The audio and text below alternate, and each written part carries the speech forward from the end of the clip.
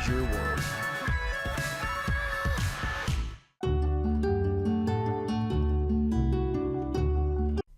The Agenda with Steve Paikin is made possible through generous philanthropic contributions from viewers like you. Thank you for supporting TVO's journalism. Tonight on The Agenda. What really worries me is we're talking about people's finance. And if they make the wrong investment decision based on a general piece of advice that's out there on TikTok or Facebook, it could be very devastating to them. Then, later tonight. Most endocrine disrupting chemicals, hormonally disrupting chemicals, most carcinogenic chemicals that people come in contact with every day come from the consumer products we use every day.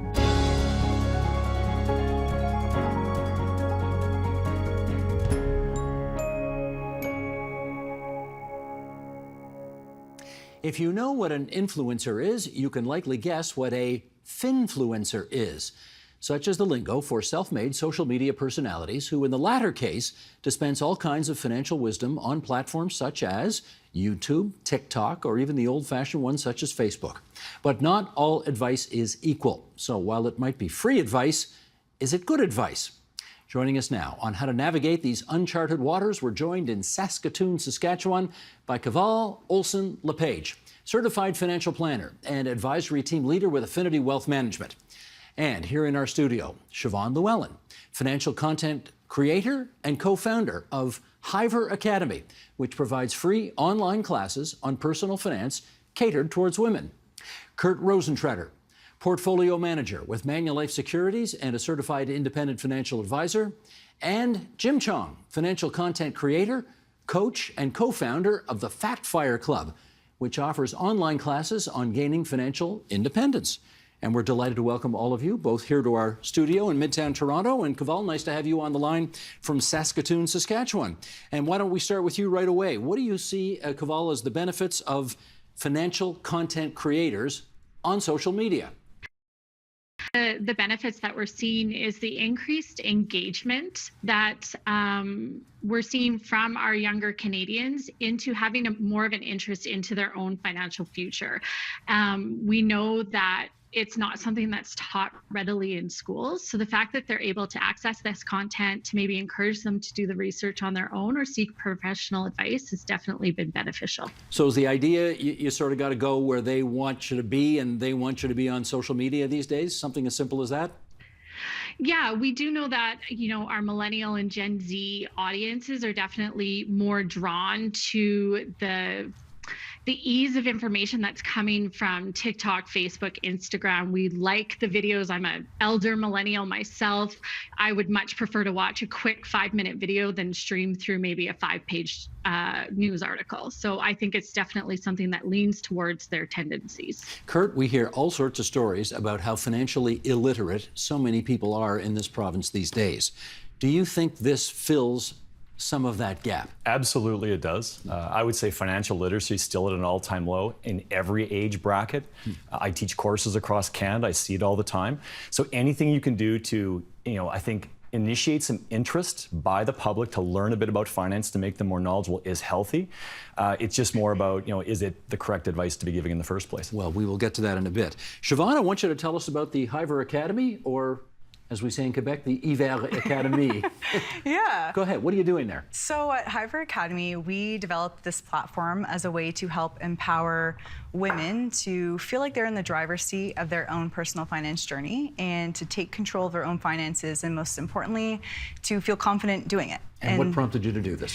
I think based on our own experience of 2 women trying to navigate the world of money and being in a situation where we felt the guilt, the shame, the judgment around trying to take control of your own finances and having that be such a barrier to taking that next step and to actually taking action or asking questions or being curious about it. And so that was the main inspiration. It started with ourselves, and quickly we realized that we are definitely not the only ones that feel this way. Maybe I'm missing something here, but what's the guilt and shame of your personal financial situation? I think in terms of, especially as a student, I carried a lot of student debt. I wasn't able to pay that off in a short amount of time.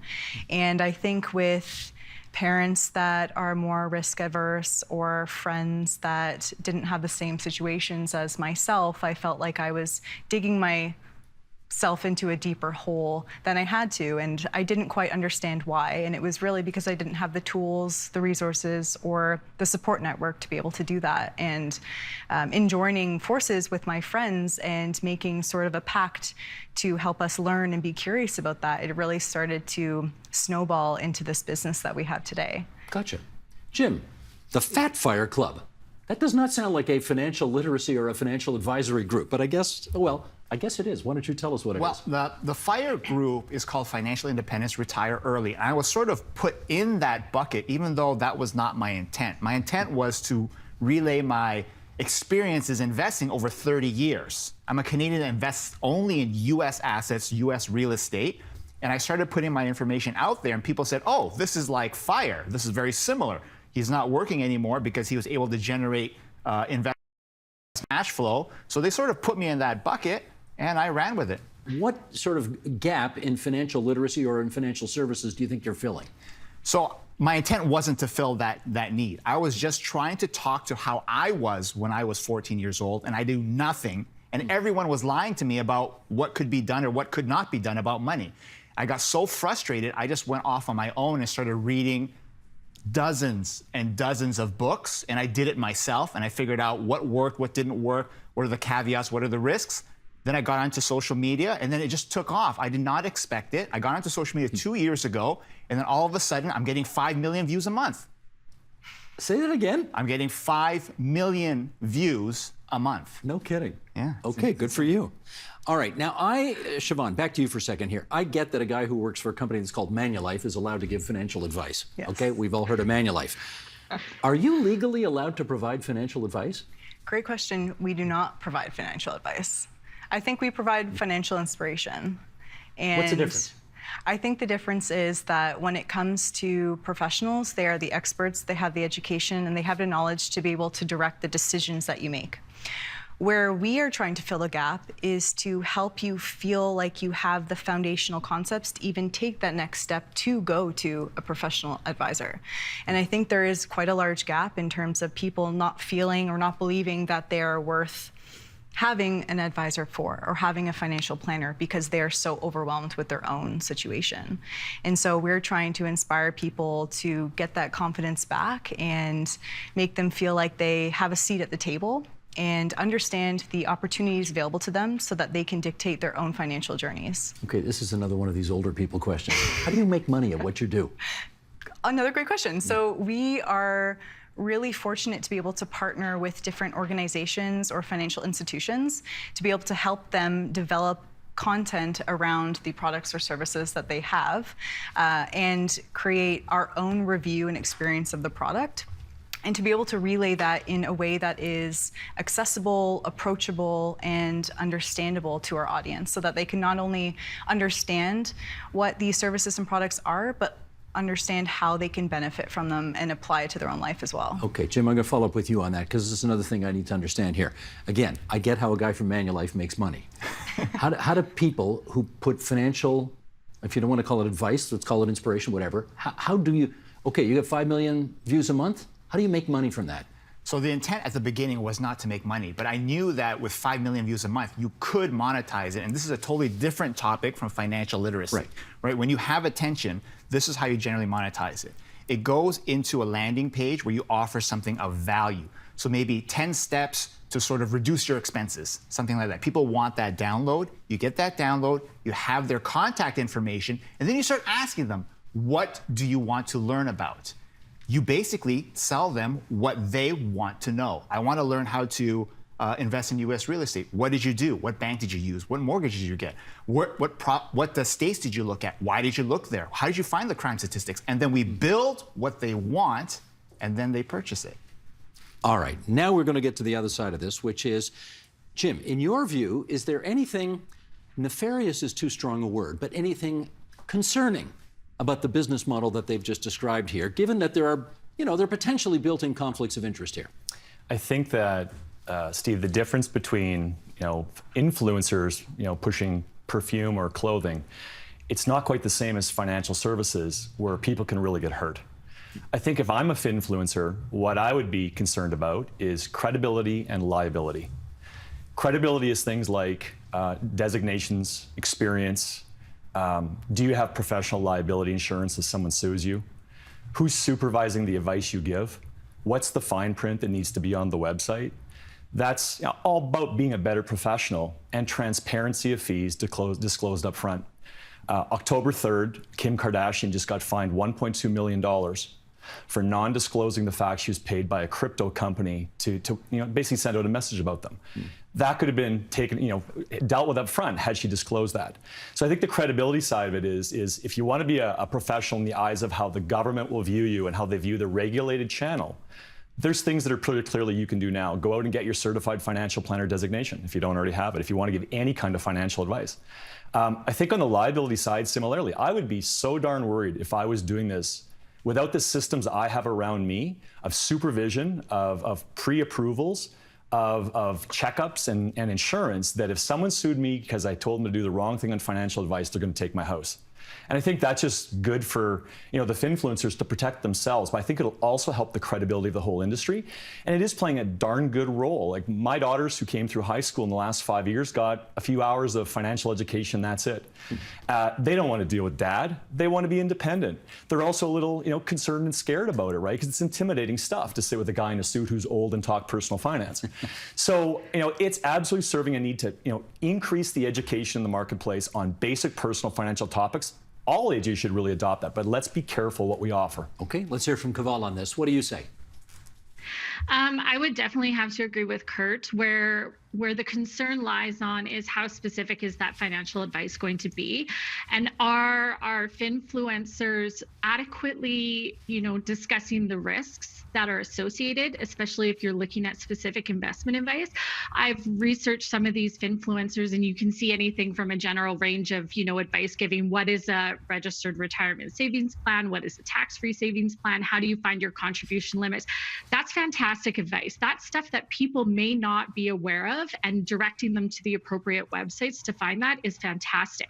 Where the concern is, and I'm sure Kurt can echo this, is when you start seeing very specific discussions around certain investments, whether it's cryptocurrency, whether it's specific stocks, ETFs, that side of things, and there's no discussion on the risk of investing in those, and there's no direction to go seek professional advice, because just because it's working for that finfluencer doesn't necessarily mean it's going to work for that Canadian who's watching that video at that time. And so that's what really worries me is we're talking about people's finance, and if they make the wrong investment decision based on a general piece of advice that's out there on TikTok or Facebook, it could be very devastating to them. Okay, you just mentioned an acronym, and this is an acronym-free zone, so we're going to say ETFs, exchange-traded funds, just so everybody knows what that is. Okay, Siobhan, let me get you back in here. You've heard some of the concerns. What do you have to say? I think everything that they've said is completely fair, and I think it's something that both my co-founder and I take very seriously. And I think when you decide to have a business online, you take a sense of responsibility for what content you are putting out, and I expect to also be given that same responsibility from other types of legislation or institutions. So, for example, if I'm putting out content that goes just over the line of that financial advice, I expect that to be taken down, or at least, being flagged. And what Kaval was saying in terms of that foundational level up until they start to have that advice conversation is really where Hyber Academy fits in perfectly. So we are getting people that foundational financial literacy, that inspiration, that information. And then when they're ready to take that next step, when they, graduated from that foundational basis, then they move on to the discussions with financial planners and financial advisors and people that have that expertise, that credibility, to be able to direct their futures, because we're just trying to have people get that confidence first. Jim, what do you say to these concerns? 100% agree. So all my social media platforms say it's education, not advice. You need to consult a financial advisor. No matter what idea you get from social media, I don't care what it is, stocks, bonds, crypto, real estate, you need to consult with your financial advisor and not take action on advice that you're hearing from social media. So 100%, you should treat it as education, not advice. We have some info as it regards to that. And to that end, Sheldon, I'm going to ask you if you would to bring this up. This is the bottom of page 3. Australia penalizes unlicensed financial services. Earlier this year, the Australian government introduced new laws cracking down on creators offering financial advice without a federally issued license. Influencers can now be imprisoned for committing offenses such as profiting from affiliate links that direct followers to online brokers, providing opinions that a positive return is a guaranteed on a class of products, for example, those ETFs we talked about, exchange-traded funds, sharing with their followers long-term stocks and suggesting they buy and hold them, etc. Okay, this, I guess, raises a question. Why don't we hear, Kurt, from you first on this? Should we do this here? So the regulation is coming on the whole online, education, finfluencer marketplace. Australia's led the way for a couple of years now, included in the regulation of their licensed financial advisor marketplace. UK, USA, Canada is a bit slower on this. And I think part of what's also good to appreciate is even in the regulated licensed world I'm operating in, mortgages are licensed and regulated different than insurance, which is licensed and regulated different than investment products. Within investment products, there's different licenses, different regulations, different requirements. And in the middle is general financial advice that's largely unregulated. So if you want to talk about goals and cash flow and saving for retirement, really, even in the regulated world, not a lot of people supervising or watching over that. So it's even more complicated because it depends on, in Canada, what type of advice you're giving. They're all in different pages. The provinces are even different to some degree. But regulation's coming because even in the license channel, something just came out a few months ago where they're now looking at titles of financial advisors in Ontario. So what I put on my business card, next up's going to be credentials. What do all those credentials mean? I've got 8 credentials. And if one of them was fake on my business card, you'd never know. They're not, but I'm just saying, you'd never know. So there's a lot of regulated channel, and this is just added in, it's coming too. So if you want to get ahead of it, because they can literally shut you down if you don't kind of follow these rules over time. Cavell, let's hear from you on this. Is this coming to Canada, and should it? I think it's definitely on its way. Like Kurt mentioned, Australia is a leader in that they've regulated titles for who can call themselves a financial planner or financial advisor for a few years now, and Canada's in the process of doing that, which is fantastic.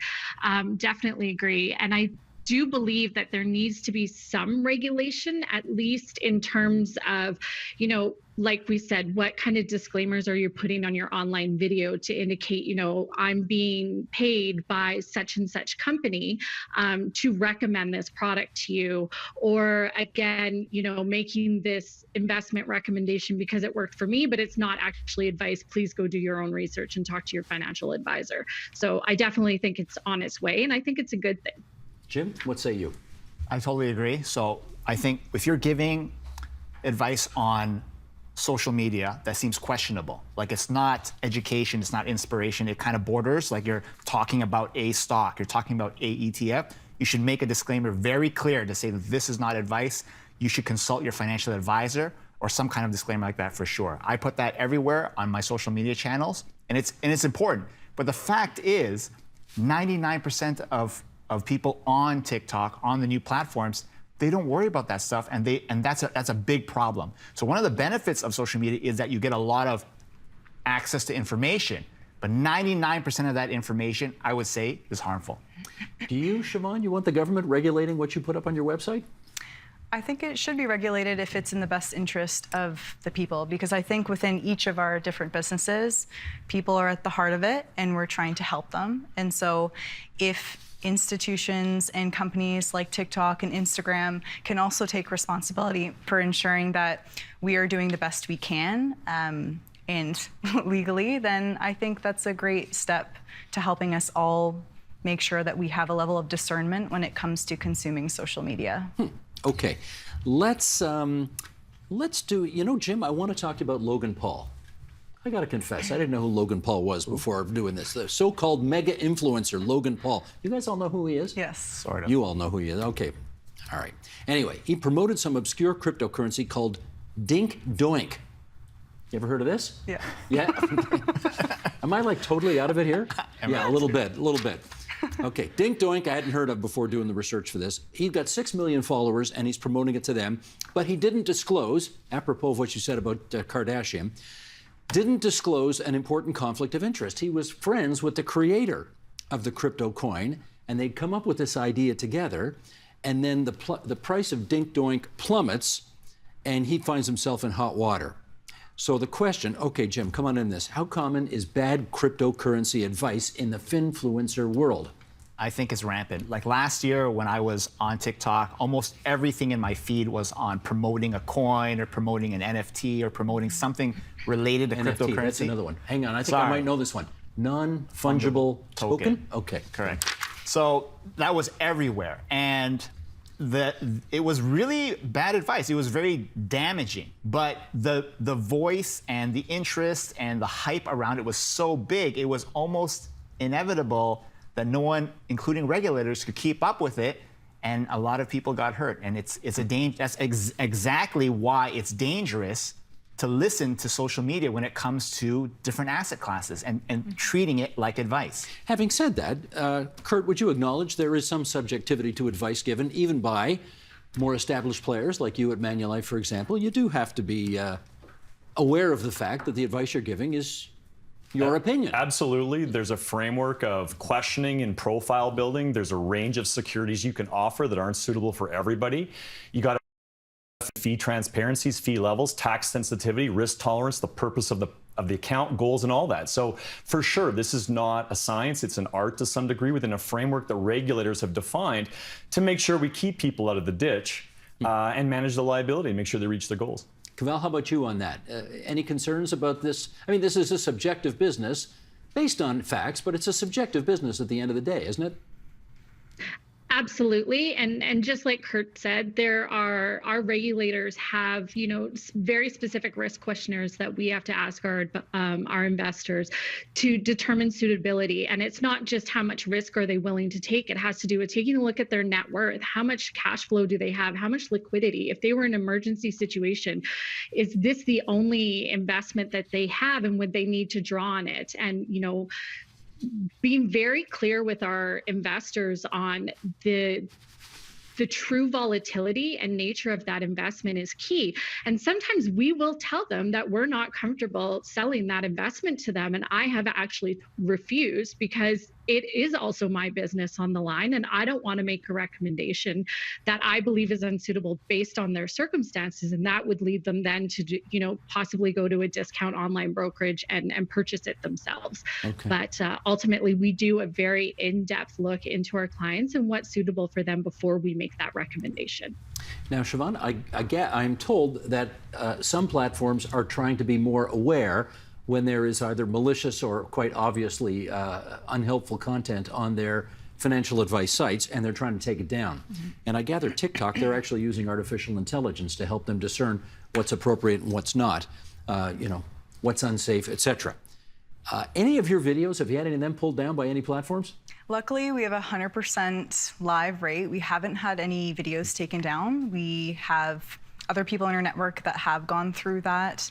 And I think because of the nature of what we do and focusing on the foundational basic principles of financial literacy, we have a safer space that we can create content in. But I definitely recognize the risks like both Kurt and Cavell are talking about in terms of that discussion and those blurred lines, and that content should be flagged. And if you feel as an influencer that it still deserves to be public, then we can dispute that and recommend that they review it. So it gives us an opportunity to go back, but I think it saves the people first. So. Can you give us some hints on what to look for on the difference between what would be sort of reputable, trustworthy information on your site versus, not on yours, but on, say, other sites that are, clearly over the line? Yeah, I like to think of it as aspirational versus inspirational influencers. If you're following people that you feel that pressure and that urge to be like them or to have what they have,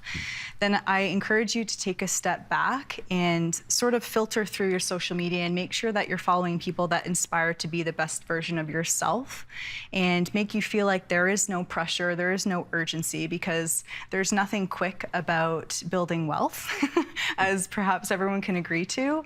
And so I think if there is that pressure, that urgency, take a step back and find someone that makes you feel like you have the time, the energy, and the confidence to look into it at your own pace. So, Kaval, if I'm on a website and I see somebody dripping in jewelry with fancy cars and so on, maybe I should just maybe take a pause on listening carefully to that stuff?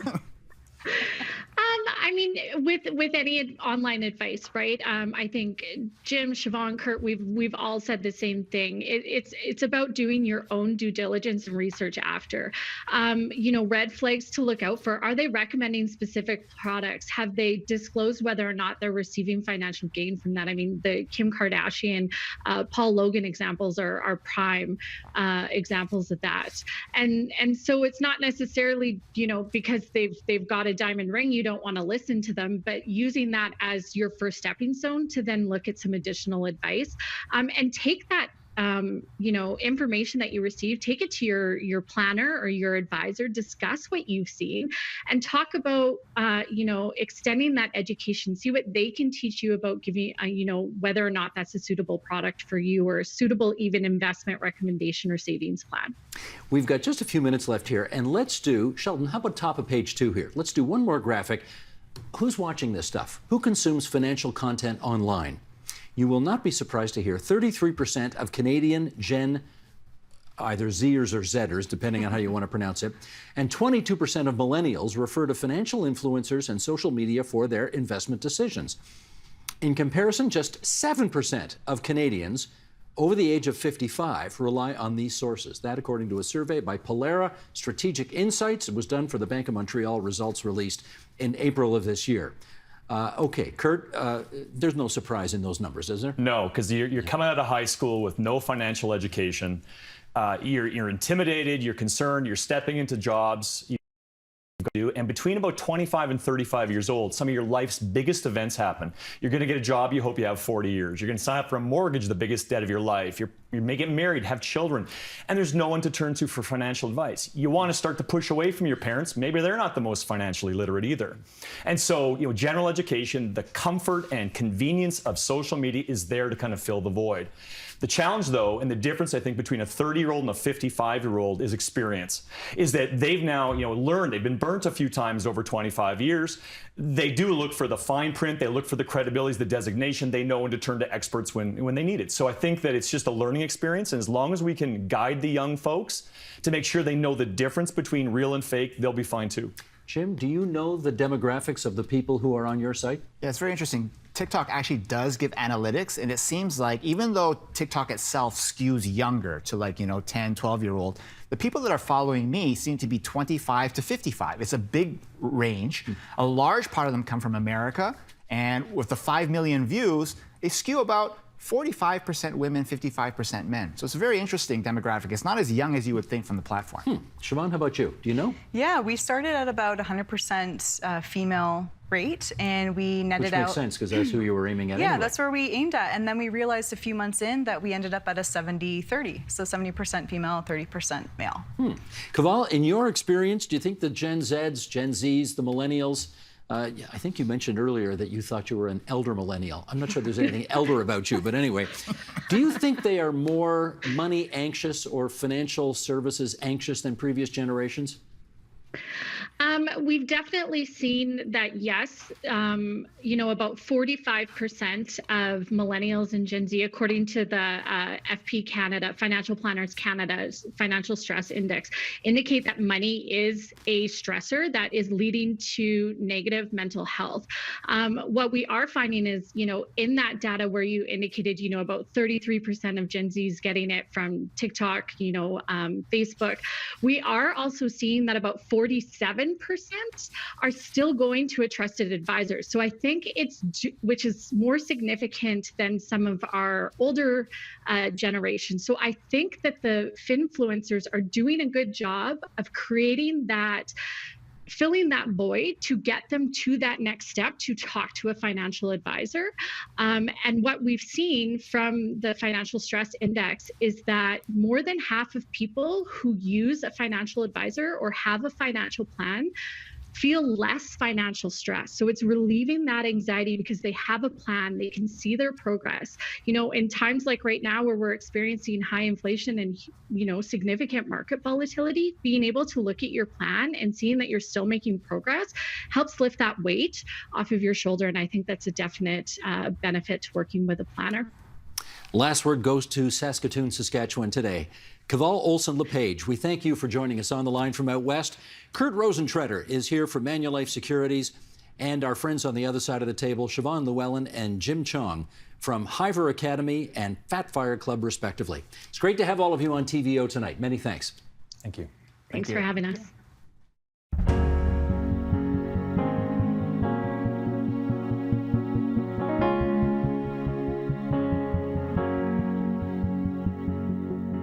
If you are what you eat, and our food chain increasingly includes plastics, what does that make us?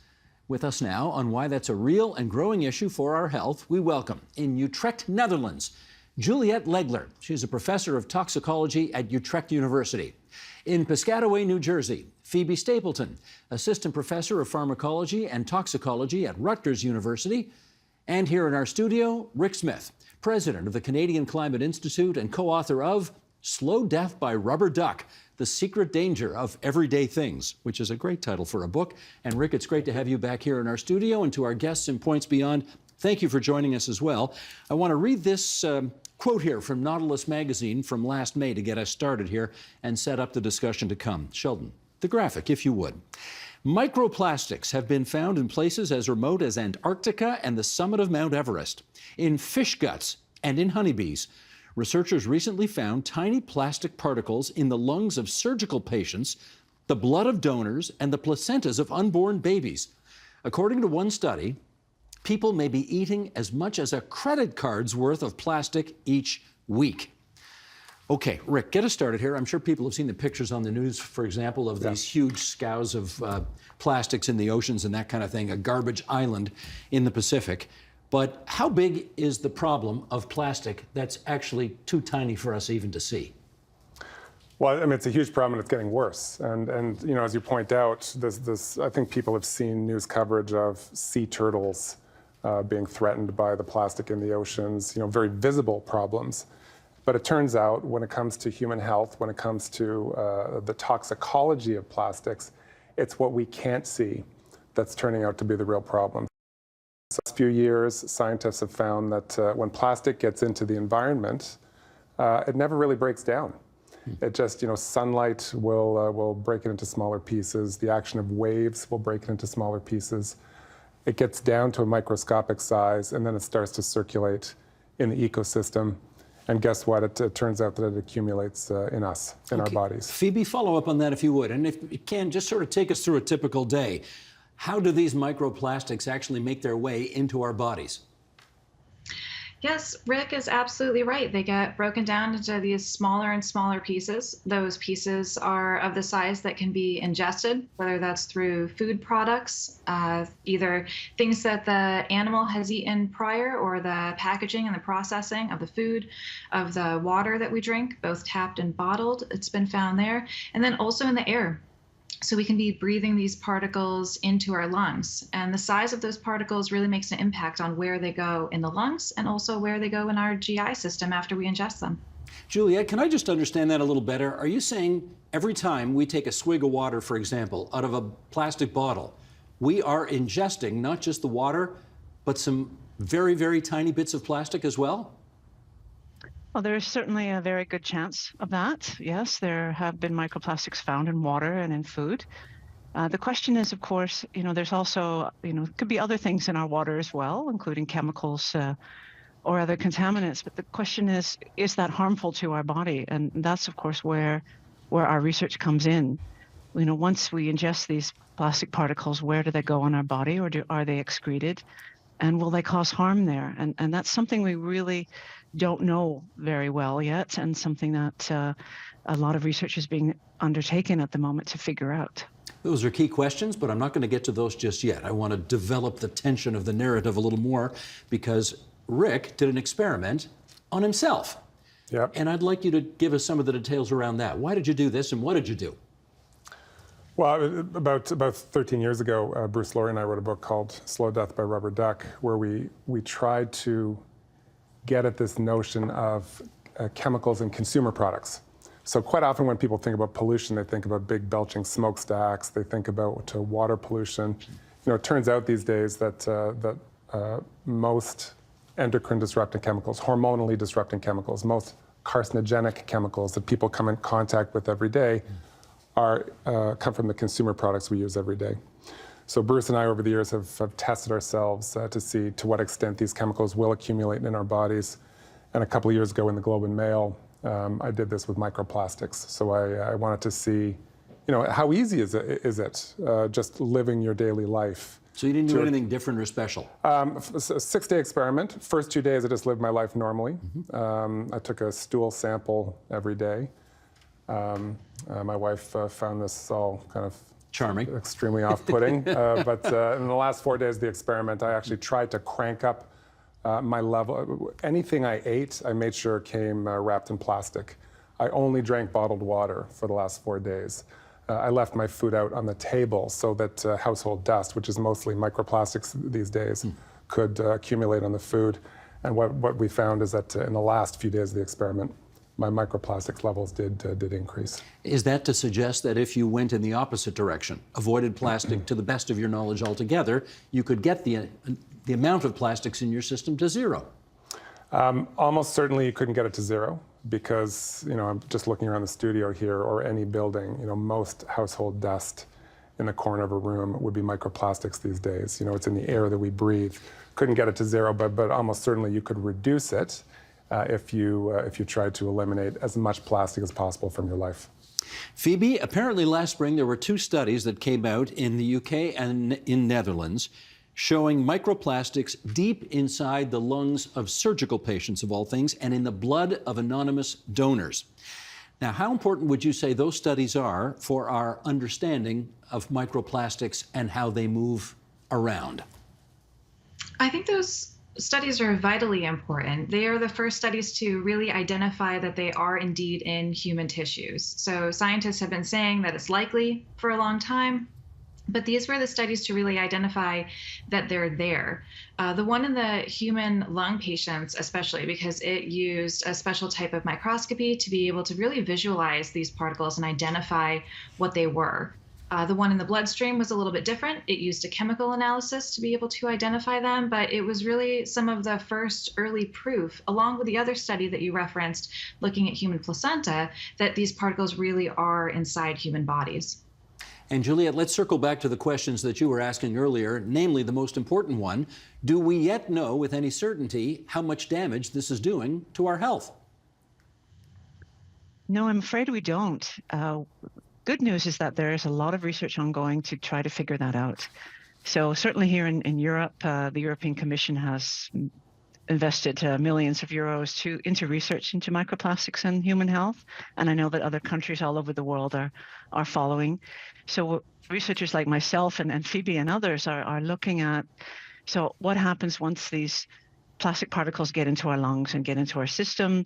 Can we study how they affect human cells in different laboratory situations? So moving away from the studies with animals into real human cellular models, looking at how these these plastics are taken up, what shape and size is really important when it comes to uptake of the plastics, and then what are the biological effects involved once we look into these cellular experiments. And a quick Studies follow-up from for our you, own Juliet. lab. Oh, sorry, go ahead. Forgive me, Yeah. quick follow-up, but is it possible this isn't doing damage to us at all?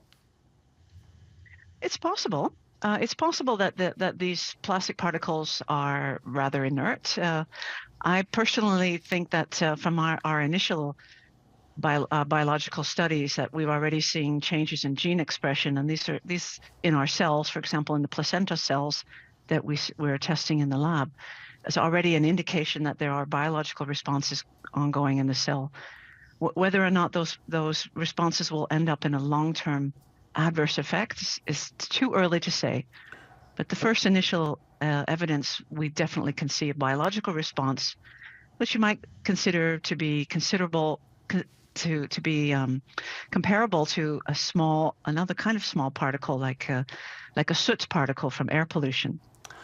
Rick. I mean, I think I was going to go where Juliet just mentioned there. That so sure, some of the science around microplastics is recent, but here's two things we know about microplastics, and both of them are disturbing.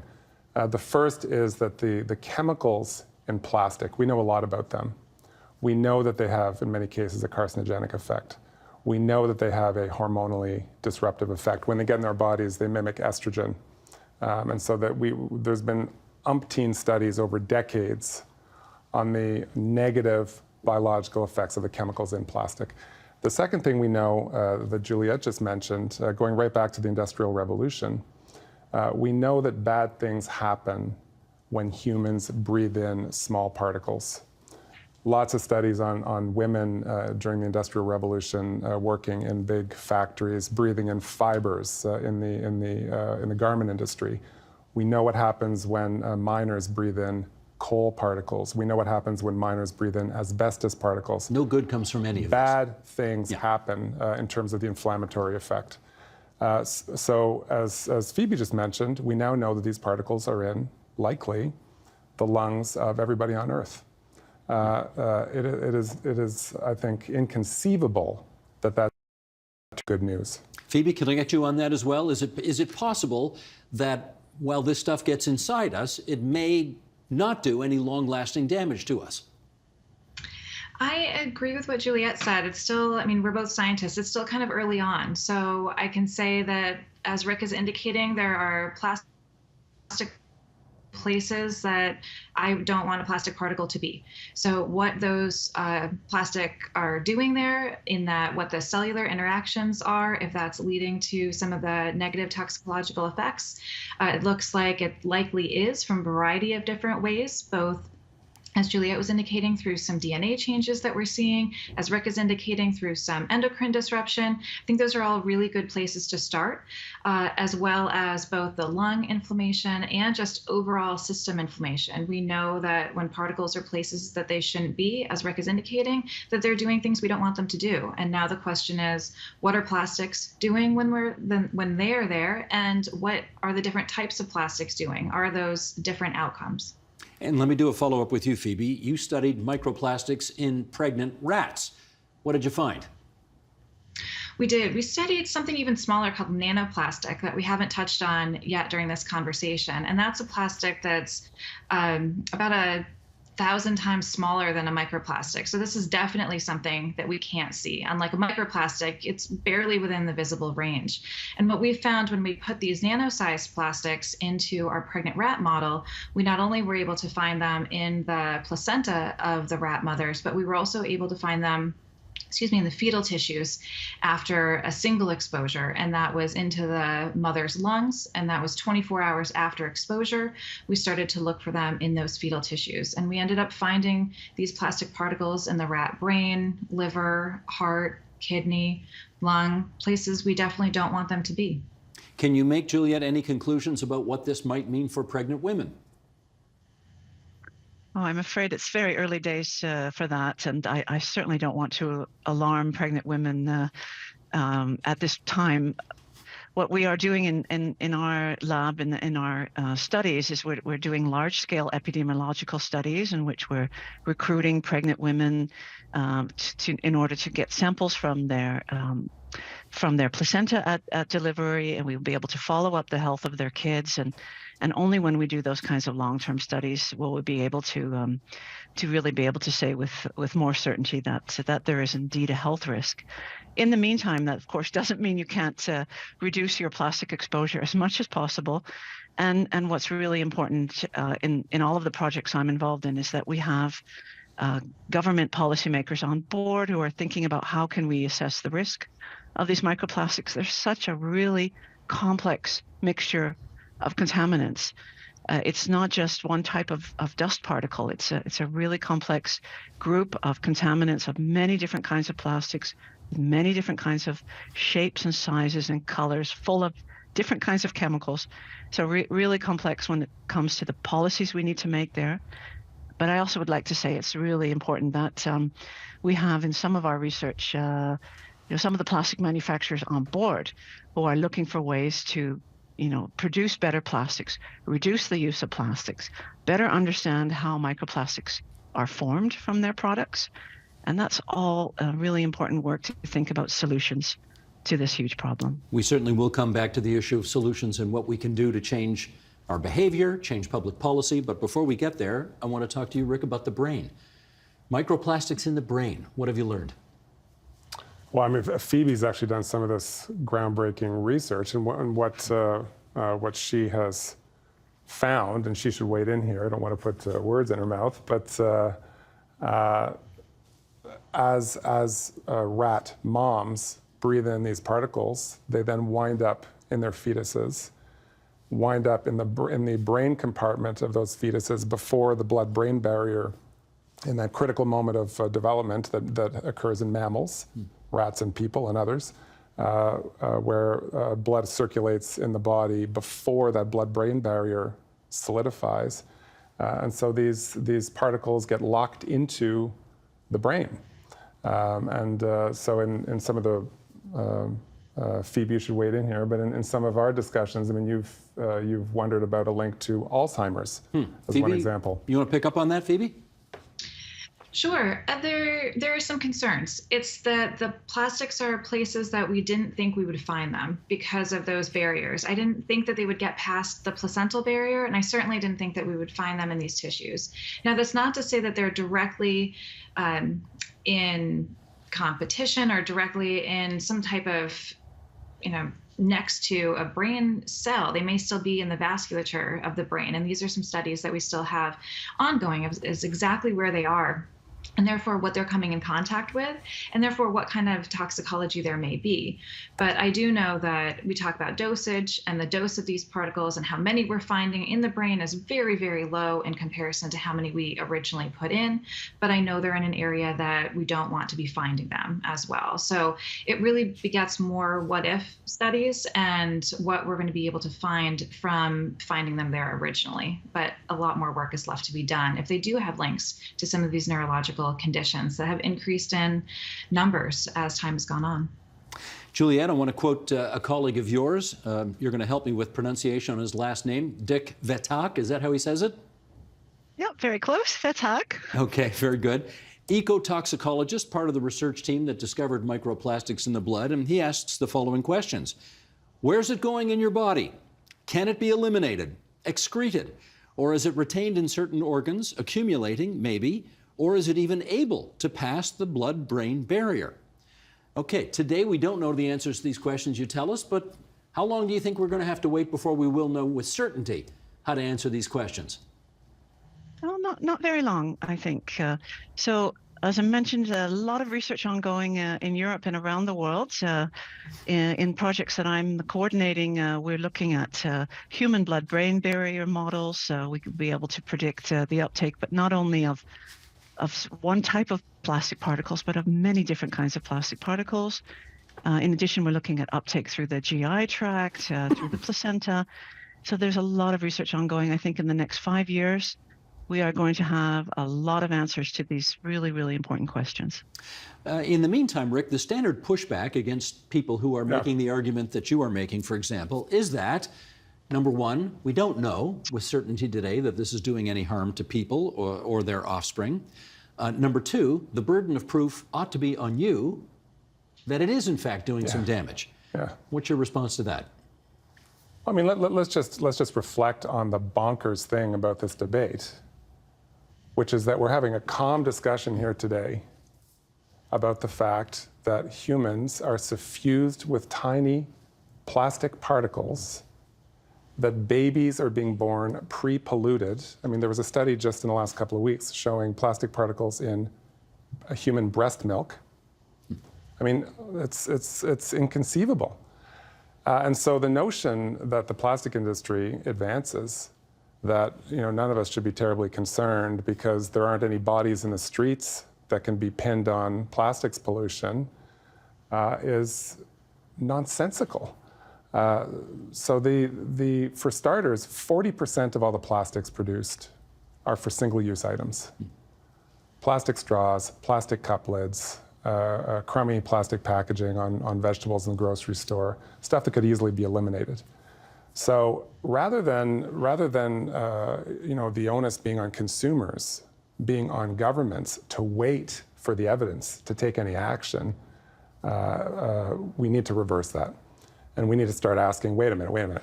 How do we start reducing the amount of plastic in the environment? How do we start reducing the amount of plastic in you and me and our kids?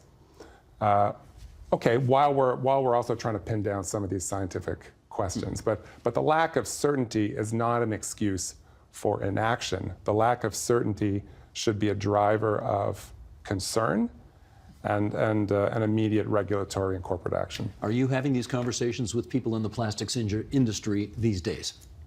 There's lots of conversations going on. Unfortunately, here in Canada, I mean, Juliette is in Europe, where European governments are moving much more aggressively than North American governments. Here in Canada, the federal government, to its credit, is trying to get rid of a few, like a half dozen disposable plastic items that can be easily replaced by other materials. Well, straws are pretty much gone now, aren't they? Getting there. But the plastics industry is actually taking the federal government to court. The government of Alberta is actually taking the federal government to court. And I have a very hard time believing that Canadians would find those reasonable actions. I mean, yeah. Let me find out from Juliette. What's happening in Europe on this front, Juliette? Well, in Europe at the moment, there's a regulation ongoing that should be passed soon to completely restrict the use of intentional microplastic use in cosmetic products. So at least the first step is being taken to reduce and restrict the use of these plastics that are used intentionally. And what also is going on is that chemical industry is involved in research, developing their own projects and working together with academic partners to work towards better replacements, better recycling, and looking at which plastics are really the worst when it comes to potential human health effects, and those are the ones to start with. Phoebe, let me read this from Albert Rizzo, who's the American Lung Association's chief medical officer, who compared microplastics to the effort to convince governments that maybe they ought to cut down on or try to convince people not to smoke. Same kind of campaign. And Albert Rizzo says, by the time we got enough evidence to lead to policy change, the cat was out of the bag. I can see plastics being the same thing. Will we find out in 40 years that microplastics in the lungs led to premature aging of the lung or to emphysema? We don't know that. In the meantime, can we make plastics safer? Okay, that's the question for you, Phoebe. Can they make plastics safer in the meantime? I think it's exactly what Rick was identifying, that there's this back and forth of we haven't found something, so we're not understanding what it is we're making them safer for. And I think in the plastics industry, there's been a lot of cat and mouse. For example, there are many products that are now BPA free, and that's great. But the chemical companies have transitioned BPA to some other chemicals instead. Those same plastics, instead of BPA, might have a BPF or a BPS in them. So they're just changing the chemical construct of something that we knew was unsafe. And that's concerning because it is this cat and mouse game. So instead of that greater good understanding of is it something that we can transition, make some changes to, I think they would argue that they don't know what they're changing for or what they're changing against because those toxicological studies aren't firm. As Rick said, there aren't bodies in the ground that can be directly related to plastics. Well, okay, Rick, let me do this follow-up. Even at a certain point, the smoking industry understood that it was dealing with a harmful product. Took a long time. Took a long time. If you ask people in the oil and gas sector today, they will acknowledge that they're contributing to climate change. And, we can argue about how much time we've got to deal with that. Are there people in the plastics manufacturing business today that acknowledge this is happening and something needs doing? Yeah. In my day job, I work at the Canadian Climate Institute, so I think a lot about the difference in the trajectory of these different pollution issues, right? And with climate change, yes, there's lots of challenges. Yes, there's lots of work to do, but the oil and gas industry is at the point, by and large, of buying into the concept of net zero. By 2050, we got to eliminate greenhouse gas emissions. There's broad consensus on that. We are nowhere near that point when it comes to this plastics debate. If the plastics industry gets its way, we're going to see a doubling of plastic production by 2040. And here's a crazy statistic: the acceleration of plastic production and use has been so rapid, even in the last 10 years, that half of all plastic made and consumed in human history has occurred in the last 15 years or so. And the plastics industry harbors the ambition of doubling that again over the next decade. So the first thing we need to do with this plastics question, if we want to get it out of our bodies, protect our kids, is start cutting back on the unnecessary use of plastic. There's lots of good uses of plastic, things that make our lives better. Probably half of the plastic produced goes into things that could easily be made out of other things. In which case, is it ultimately up to consumers to lead a charge on this? We're starting to see this already. I mean, there's a triangular relationship between consumer preference and consumer pressure, regulatory action by governments, and then the response of companies. And we're already seeing with chemicals, Phoebe mentioned BPA, phthalates, some of these other plasticizing chemicals. Young parents especially know to look for these when they shop. So we're starting to see manufacturers respond, and what we need to see is improved regulatory action quickly. I'm going to ask our director for a 3-shot so I can say thank you to all 3 of my guests. There's Rick Smith on the left, President, Canadian Climate Institute. Phoebe Stapleton in the middle from Piscataway, New Jersey. She's professor at Rutgers University. And Juliet Legler, professor of toxicology at Utrecht University, who came to us from the Netherlands tonight.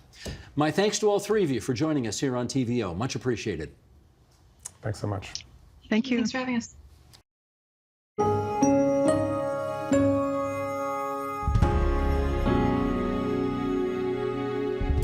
Tomorrow on the agenda. There's no doubt that grades have gone up, and there's always going to be a concern about to what extent those grades reflect underlying skills and knowledge. That's tomorrow on the agenda.